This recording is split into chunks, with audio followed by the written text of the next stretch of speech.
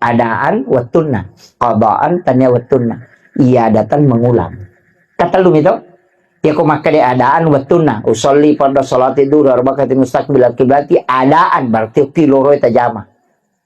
Ya ku maka daki qadaan tanya wattunna, masa pajam mangribi isa manina pameta jama, akadaki qadaan karena bukan waktunya. Nah, nika tuh salah paham ya ku maka de adaan nasa jadi dinna. Ya ku makmungi de ya sange adaan pada waktunya. Bang ya. Jadi aku maka de adaan itu bahasa Arab artinya ada waktunya. Duhur pada waktu duhur disebut adaan. Nasaba ijame betul loro. Ah, ya itu akala usolli farda salati duhuri arba'atin mustaqbil qiblati adaan lillahi taala. Nih, iya mikomeki masam pajaloro tapi asara nih. Agar ipau akadaki qadaan tanyana wattuna.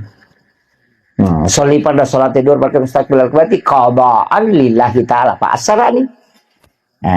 Yang nariasa qadaan. Atau pura ke masa pajaloro jadi dita. Sisa natu-datu dan nyuko masigi angkat tau tama telu. Me masa pajaloro mak berejama. Nah pura pun ni dia lah tapi masa pajal jadi dikit.